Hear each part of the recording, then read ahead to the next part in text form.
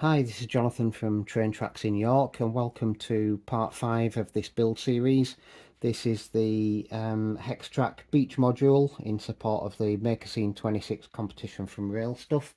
So at the end of last time, we got the sea all painted.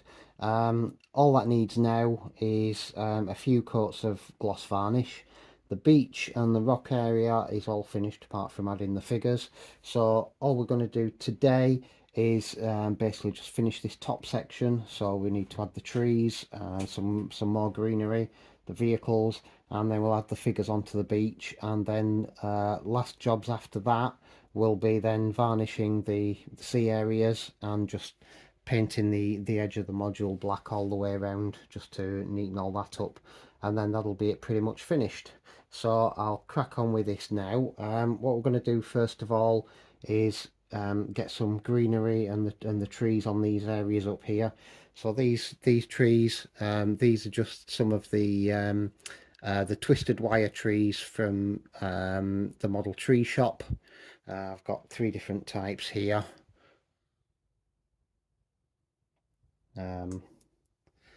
So yeah, they're just gonna go. I've drilled holes for these in here. So I'm gonna get these fixed, get a bit more greenery on, and then we'll take it from there. So I'll just quickly run through the materials that I've got. So obviously we've got PVA, both neat and the 50-50 mix. We've got some bits of random ground cover greenery. I'm not quite sure where these are from. This is like a foam type. These are just some bits that I found in the bottom of the box. I'm not sure where they're from. We've got the cars, which are the Kato ones, and we've got the Kato figures. I've also got here some weathering powders from Humbrol and Tamiya, and I've also got some of this ammo textured paint, mud textured paint, which I might use for some ground cover up here underneath the trees. But rather than doing this as a step-by-step kind of show you how, this isn't what this is. I'm by no means an expert on this, so I'm just going to crack on with it, and we'll fast forward through all this and I'll show you the results at the end.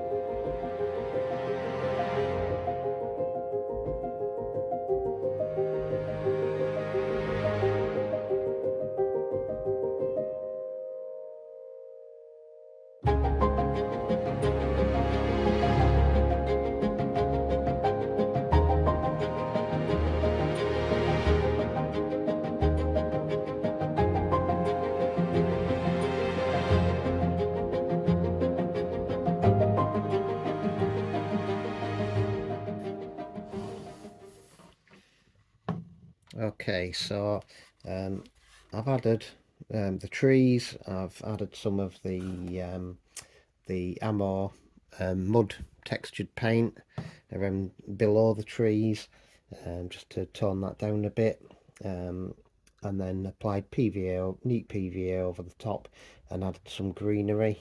So that, I think that will do for that area at the back. That's pretty much finished apart from the vehicles. I've also added a few bits of greenery down behind the wall here, and also in 1 or 2 spots on the rocks as well.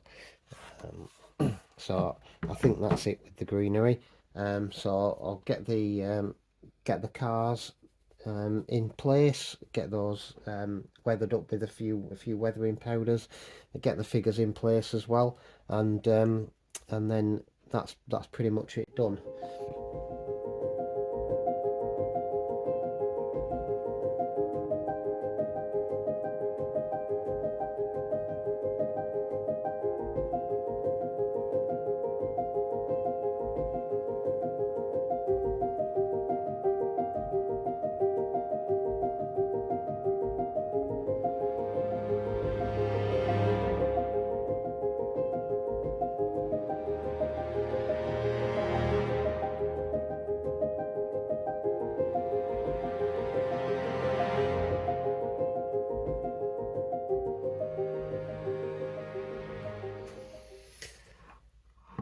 Right, so I've just weathered up those cars with a bit of the Tamiya weathering powders, and stuck those in place with PVA. I've put PVA on all four wheels and also a bit on the underside of the cars as well, just to try and hold them in place. We'll see whether they stick well or not. I might have to super glue them, or even drill like a pin into the bottom to stick them into the diorama. But yeah, I'm quite happy with how that's all looking now. So I'm just going to get the figures glued into position, and then the last job for today will be to varnish the C area. That's going to need quite a few coats, obviously, but we'll get the first one on today once everything else is done and ready to go.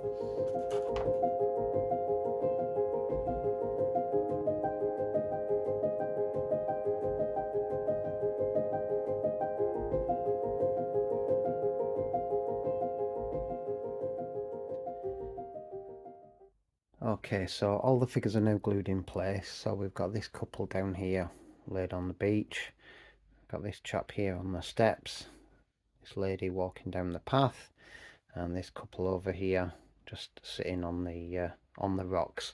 So that's pretty much it for all the scenic side.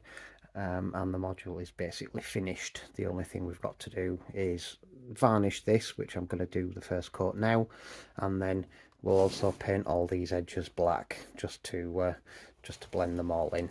But other than that, the module is pretty much finished.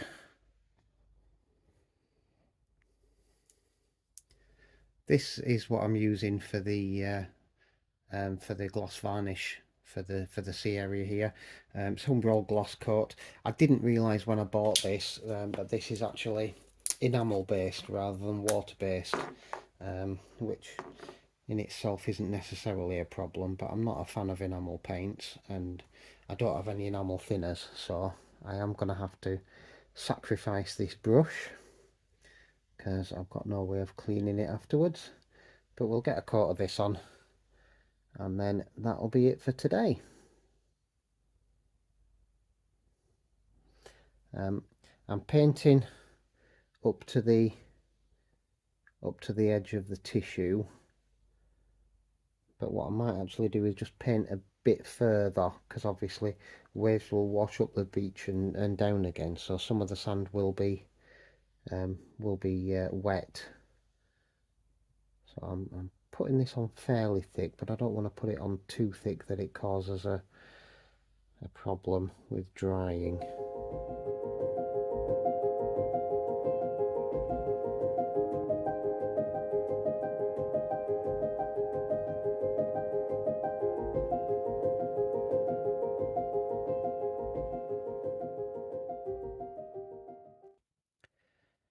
Right, so that's the first coat of the gloss on the water done now. That's pretty much it for this video series. Thanks for watching, everybody that's watched all the way through. There are still a couple of jobs to do. Firstly, we need to take some white paint and just dry brush over the top of the water just to highlight the peaks of the waves and things, and then it will need several more coats of varnish, but that's obviously going to take quite a while, so I'm not gonna bother filming that. And then once that's done, the very last thing to do will be just to paint all these edges black just to neaten them all up. But that's the module pretty much complete. We've got all the figures on, the rocks, the beach, the sea. We've got the car park area up here with the ground cover and the greenery and trees and things and a couple of vehicles. I'm really pleased with how it's turned out.